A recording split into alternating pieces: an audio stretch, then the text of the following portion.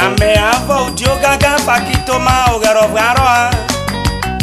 Ugono ugono ro wae oera tano. E anapo bierieja. Wabani edero diwa. Were tano ganeme. Awo mai. Otra no koko oho beta menyo abo gane. Keve mare waliete. Fiki uveile na ofi otoro ko mai ebe ko mai o se mai chief Colinos Adam Igboduna. Ke tato noro mai to. Kesi worie gbani kuzu azo mainu tinene oga na wujiro utowe keme wambo wori bonana eru oro ni ko gaga mai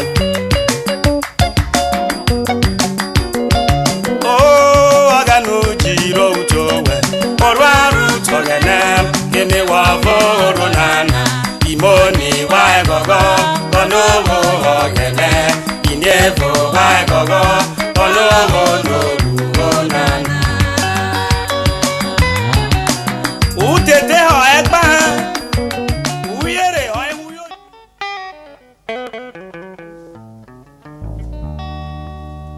Mayere ogane mai revata botiru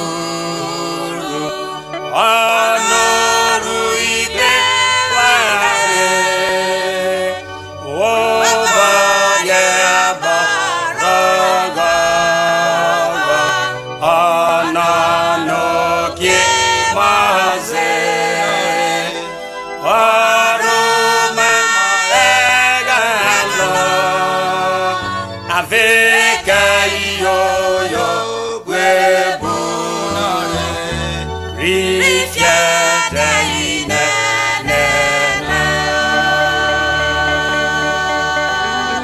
Male Uyere no omayo maje berupo bi marako wo gene fikiru iwo mara ifi no egbore re gwa hore baha maro na ogberere mai yamonore evarora Jomajo wa ubia ke ni roko wa ke mu bia ke ni ora be ni egwa Jehovah we avezie ranze re iruene na ije wo ma roke bari peru otera fiki Jesu Kristi ono mai amen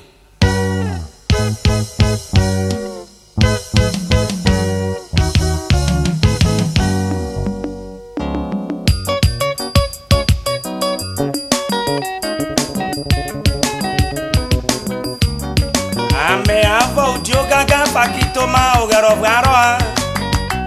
Ugono ro wae oera tano. E anapo bierieja. Wabani edero diwa. Were tano ganeme. Awo mai. Otra no koko oho beta menyo abo gane. Keve mare waliete. Fiki uveile na ofi otoro ko mai ebe ko mai o se mai chief Colinos Adam Igboduna. Ke tato noro mai to. Kesi worie gbani kuzu azo mainu tinene oga na wujiro utowe keme wambo wori bonana eru oro ni ko gaga mai o oga no jiro utowe orwaru togene keme wavo oronana imoni wa gogo kono ogene inevo wa gogo kono oronana Utete ho egba uyere ho ewuyo yogbe yan borie na si oregwa uyo yuregwa gbe ro kutu ne fie ba ogene fikere fie ba ogene re wa rasifu wevu yiwo ya ibere na mu yan vo waria na si oregwa uyo yuregwa ro kutu no fie ba ogene woni wa gogo ono mo yogene Evo wa gogo kono no rumonana Ozo de ko ganeru meru na emu eriario Ere ono na ota Ikere wanto so gana Kema mioyo o ma vide Ozo da ko gana emu eriario Ere ono ota Ikere wanto so gana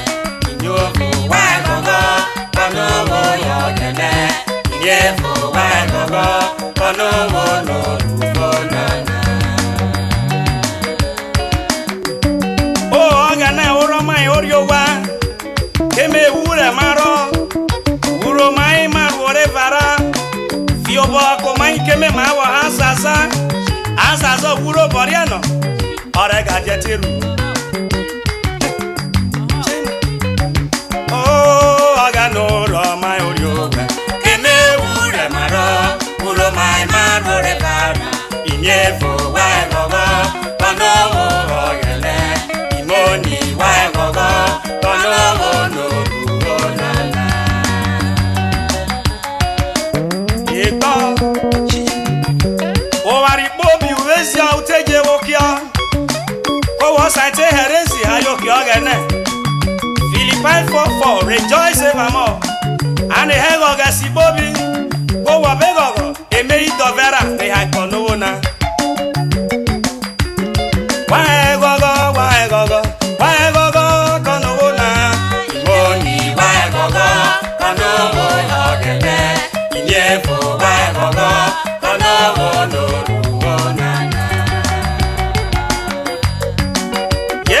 Tano wairuye bene gogo gbede bobi ware promesse mere ko wai gogo ri keme okwame ori vovovo oge no ye yaro ko ma bo we anu mero kugbo wai makori te urere akpo na ku mo weru wai gogo kono na inyefu wai gogo ono wo yogede imoni wai gogo ono wo no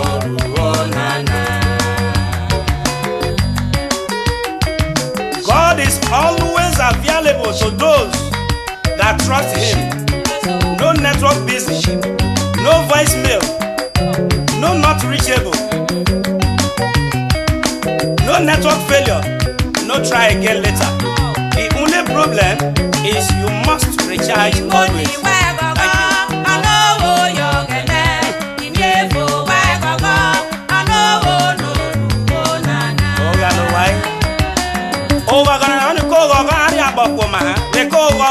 Ino me ayo wa bogene agbero agogo ere ni ofo wa gogo kono bona imoni wa gogo ere kono bo yogene yefo wa gogo kono bono rufonana eba